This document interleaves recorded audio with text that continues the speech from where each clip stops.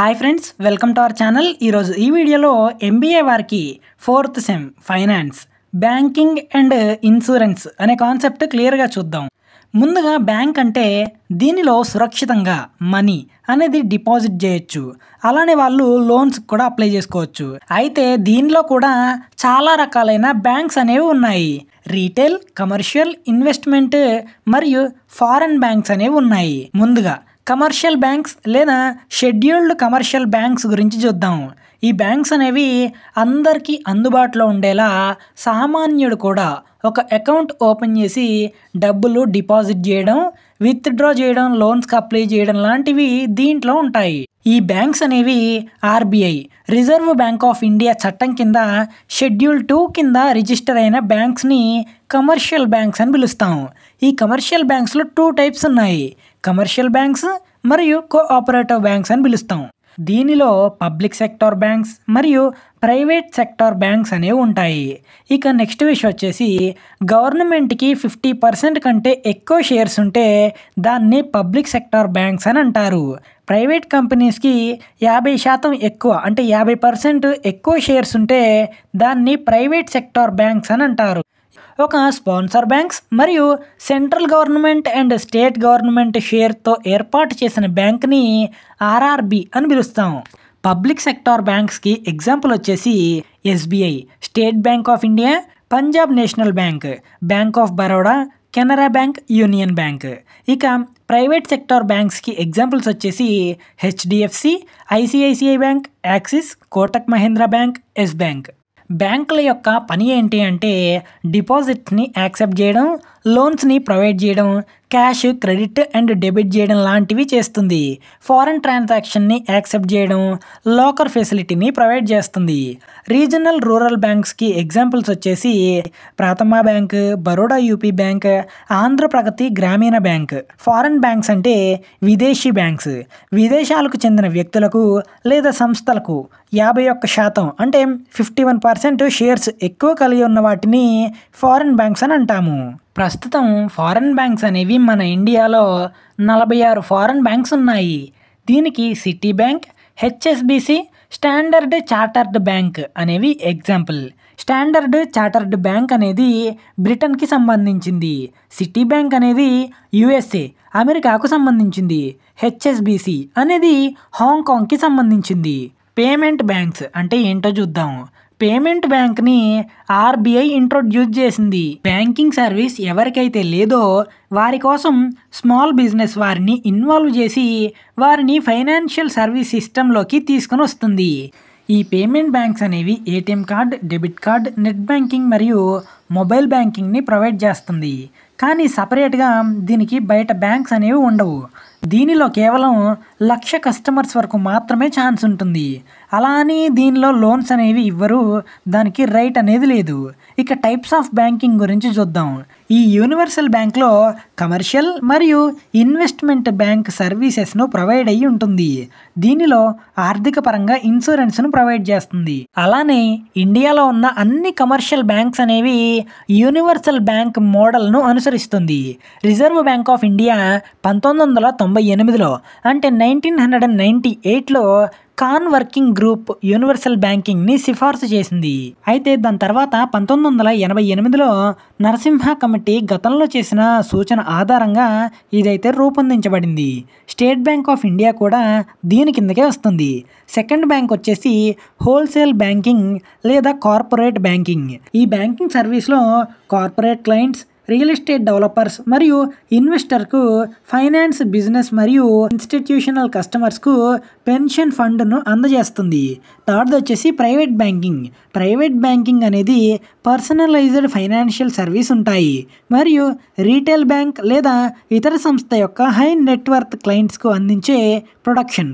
దీనిలో ICICI bank, Axis, Yes bank etcetera అనేవి ఉంటాయి. ఫోర్త్ బ్యాంక్ వచ్చేసి రీటైల్ బ్యాంక్ లేదా కన్జ్యూమర్ బ్యాంక్. దీనిలో ఆర్థిక పరంగా కస్టమర్స్కు సేవలు అందిస్తుంది. దీనిలో డిపాజిట్ అకౌంట్స్, లోన్స్, ఇన్సూరెన్స్ లాంటివి అందుబాటులో ఉంటాయి. ఇక తర్వాతదిగా ఎవల్యూషన్ ఆఫ్ బ్యాంకింగ్, అంటే బ్యాంకింగ్ చరిత్ర గురించి తెలుసుకుందాం.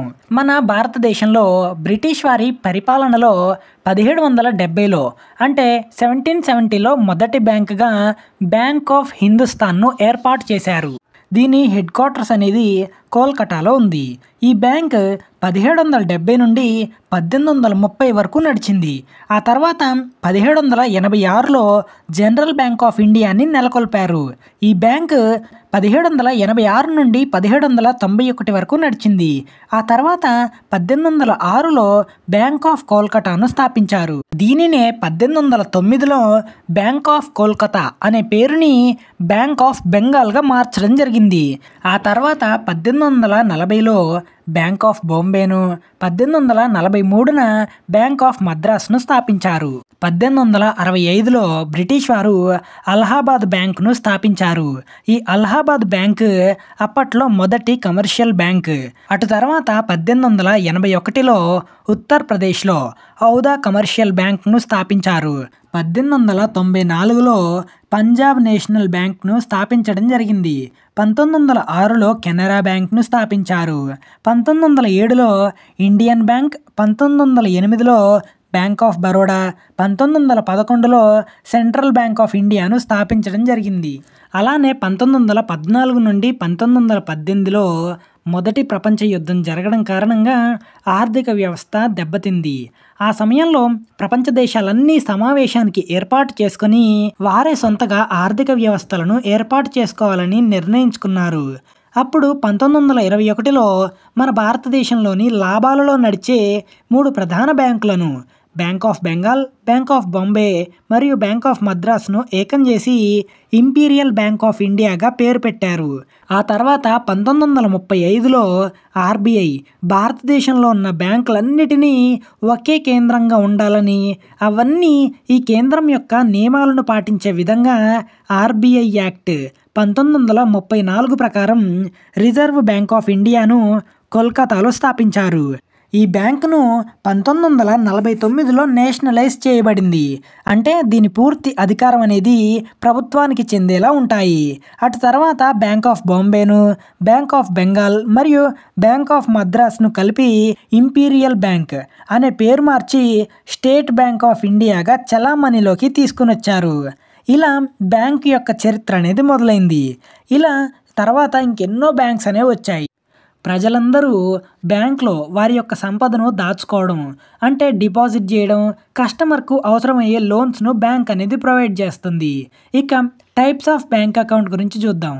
బ్యాంక్లో 10 రకాల బ్యాంక్ అకౌంట్లు ఉన్నాయి. దాంట్లో ఫస్ట్ది సేవింగ్ అకౌంట్, సెకండ్ది కరెంట్ అకౌంట్, థర్డ్ది ఫిక్స్డ్ అకౌంట్, ఫోర్త్ది రికరింగ్ అకౌంట్, ఫిఫ్త్ది శాలరీ అకౌంట్, సిక్స్త్ది ఎన్ఆర్ఐ అకౌంట్, సెవెంత్ది జాయింట్ అకౌంట్, ఎయిత్ది సీనియర్ సిటిజన్ సేవింగ్ అకౌంట్, నైన్త్ది మైనర్ అకౌంట్, 10థ్ది డీమ్యాట్ అకౌంట్. దీంట్లో ముందుగా సేవింగ్ అకౌంట్ గురించి చూద్దాం. ఈ సేవింగ్ అకౌంట్ అనేది ప్రతి వ్యక్తి దగ్గర ఉంటుంది. మనీ అనేది బ్యాంక్లో డిపాజిట్ చేసిన తర్వాత దాన్ని విత్డ్రా చేయాలి అంటే నెలకి ఒక లిమిట్ అనేది ఉంటుంది. ఏటీఎం ద్వారా 40,000 కంటే ఎక్కువ విత్డ్రా చేయలేరు ఒక రోజులో. మనం మన బ్యాంక్ అకౌంట్లో లింక్ చేసుకున్న PhonePe, Google pay, Paytm, YONO SBI లాంటి యాప్స్లో అమౌంట్ అనేది ట్రాన్సాక్షన్, క్రెడిట్ అండ్ డెబిట్ చేయొచ్చు. సేవింగ్ అకౌంట్ ఉన్న వారికి cheque book, interest, credit card, debit card లాంటివి ఇస్తారు. సెకండ్ది కరెంట్ అకౌంట్. ఈ అకౌంట్ అనేది బిజినెస్ మ్యాన్ మరియు కంపెనీ ఫండ్స్ కోసం ఉంటుంది. ఎందుకంటే వారిది లక్షలలో వ్యాపారం, ట్రాన్సాక్షన్ అనేది ఎక్కువగా జరుగుతుంది.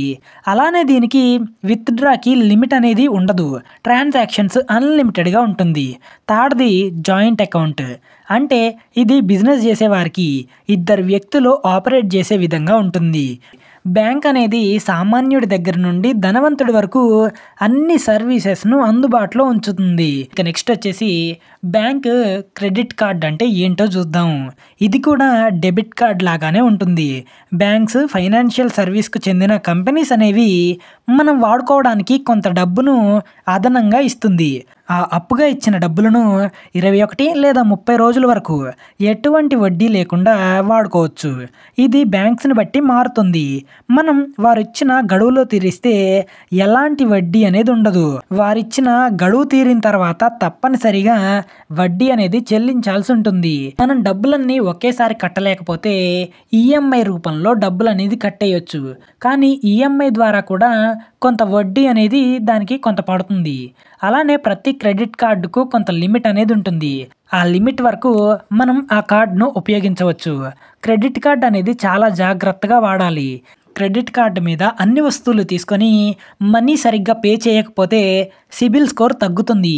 ఈ సిబిల్ స్కోరు, క్రెడిట్ స్కోరు మంచిగా ఉంటే లోన్స్ అనేవి ఇస్తారు. ఈ క్రెడిట్ కార్డ్‌లో ఇచ్చిన డబ్బులను సకాలంలో కడితే ఎలాంటి ప్రాబ్లం అనేది ఉండదు.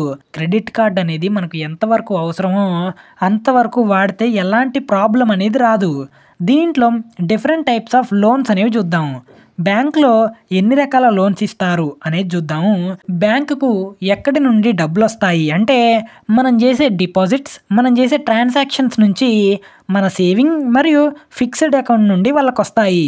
ఆ మనీనే వాళ్ళు లోన్లుగా ఇస్తారు. దీనిలో టైప్స్ ఆఫ్ లోన్స్ వచ్చేసి దీనిలో ఫస్ట్‌ది పర్సనల్ లోన్. దీంట్లో క్రెడిట్ స్కోర్, సిబిల్ స్కోర్ మంచిగా ఉంటే పర్సనల్ లోన్ అనేది ఇస్తారు. సెకండ్ది వచ్చేసి గోల్డ్ లోన్. మన దగ్గర ఉన్న బంగారాన్ని బ్యాంకులో తాకట్టు పెట్టి డబ్బులు తీసుకుంటాం. దీనికి తక్కువ ఇంట్రెస్ట్ ఉంటుంది. మూడోది వచ్చేసి హోమ్ లోన్. మనకు మన సొంతింటి మీద 100 గజాల కంటే ఎక్కువ ఉంటే హోమ్ లోన్ అనేది ఇస్తారు. ఫోర్త్‌ది స్టూడెంట్ లోన్, ఫిఫ్త్‌ది బిజినెస్ లోన్ ఎక్సెట్రా ఇలాంటి లోన్స్ అనేవి ఉంటాయి. ఇక నెక్స్ట్ ఏటీఎం గురించి చూద్దాం. ఏటీఎం అంటే ఆటోమేటెడ్ టెల్లర్ మిషన్. ఈ ఏటీఎం కార్డ్ అనేది ఫైనాన్షియల్ ట్రాన్సాక్షన్స్ చేస్తుంది బ్యాంకుకు వెళ్లకుండానే. దీని యొక్క ప్రధాన ఉద్దేశం వచ్చేసి క్యాష్ అనేది బ్యాంక్ అకౌంట్ నుండి విత్డ్రా చేయడానికి సహాయపడుతుంది. దీనిలో డబ్బులు వేయడం, తీయడం, బ్యాలెన్స్ ఎంక్వైరీ, ఎంత బ్యాలెన్స్ ఉన్నాయో చూపిస్తుంది. మినీ స్టేట్మెంట్ను ప్రొవైడ్ చేస్తుంది. అంటే రీసెంట్ ట్రాన్సాక్షన్స్ను చూపిస్తుంది. అలానే కొత్తగా ఏటీఎం తీసుకున్న వాళ్ళకి పిన్ జనరేట్ చేయడం లేదా పాతగా వాడే వాళ్ళకి పిన్ చేంజ్ చేయడం లాంటివి చేయడానికి సహాయపడుతుంది. దీని మూలంగా బ్యాంక్కి వెళ్లకుండానే పని జరుగుతుంది. 24/7 మనకి అందుబాటులో ఉంటుంది. దీని ద్వారా మనకు టైం సేవ్ అవుతుంది. ఎందుకంటే బ్యాంక్లో అయితే క్యూలో నుంచొని చాలా ప్రాసెస్ అనేది ఉంటుంది. నెక్స్ట్‌ది మొబైల్ బ్యాంకింగ్. బ్యాంక్కి వెళ్లకుండానే ఇంట్లో ఉండి స్మార్ట్ ఫోన్లో ఉండే యాప్స్ను డౌన్లోడ్ చేసి Google pay, PhonePe, YONO SBI లాంటి యాప్స్ను ఉపయోగించి ట్రాన్సాక్షన్స్ చేయడానికి సులభం అవుతుంది. ప్రజెంట్ ఉన్న ఈ టెక్నాలజీకి యాప్ని ఉపయోగించి బ్యాంక్కి వెళ్లకుండానే ఏటీఎంలో మనీ అనేది విత్డ్రా చేయకుండానే వర్క్ అనేది ఇన్ టైంలో స్పీడ్గా జరుగుతుంది. దీనిలో మనం అకౌంట్ బ్యాలెన్స్ చూడడం, ట్రాన్సాక్షన్ హిస్టరీ చూడటం, mobile recharge, TV recharge, bills, credit bills లాంటివి చేయడం జరుగుతుంది. అలానే ఫ్లిప్కార్ట్, అమెజాన్, మీషో లాంటి యాప్స్లో షాపింగ్ చేసి కూడా మనీ పే చేయొచ్చు. ఈ యాప్స్ అనేవి మన డేటాను సెక్యూర్గా ఉంచుతుంది.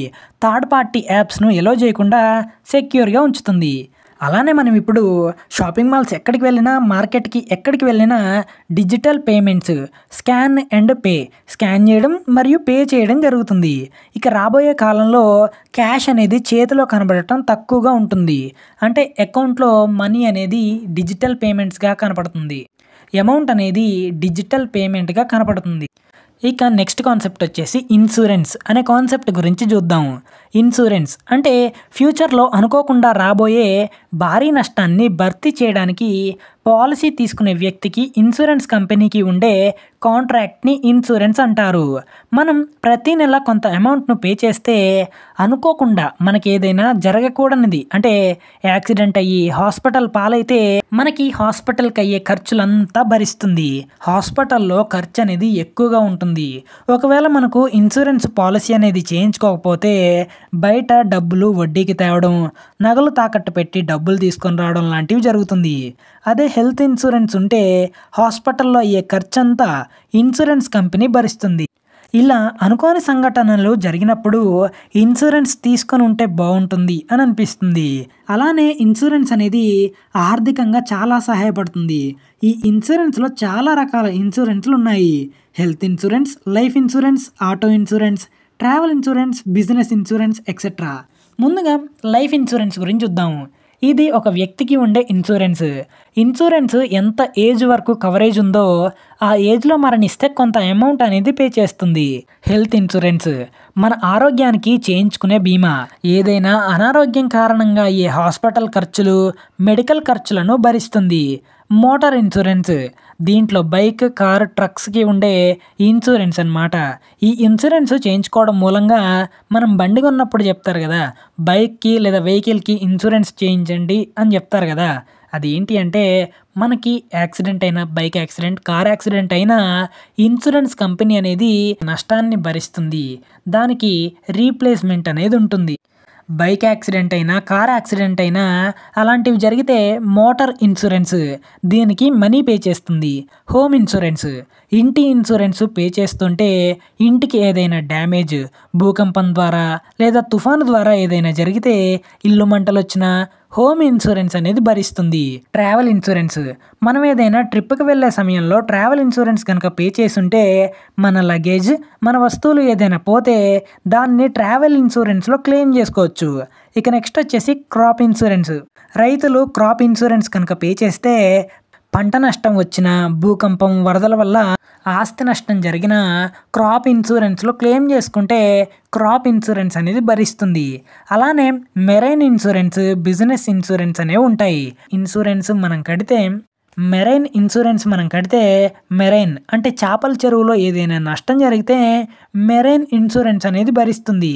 అలానే బిజినెస్ ఇన్సూరెన్స్‌లో కూడా మనం పాలసీ తీసుకుంటే బిజినెస్‌లో అనుకోని నష్టాలు, భూకంపాలు, తుఫాన్ల వల్ల నష్టం జరిగితే బిజినెస్ ఇన్సూరెన్స్‌ని క్లెయిమ్ చేసుకోవచ్చు.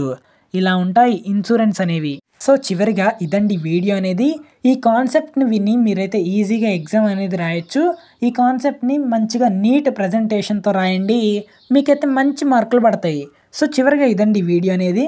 ఈ వీడియో మీకు ఇన్ఫర్మేటివ్‌గా ఉంటే మీ ఫ్రెండ్స్‌కి షేర్ చేయండి, యూజ్ అవుతుంది. అలానే మన ఛానల్‌ని మీరు కొత్తగా విజిట్ చేస్తున్నట్టయితే సబ్స్క్రైబ్ చేసుకోండి.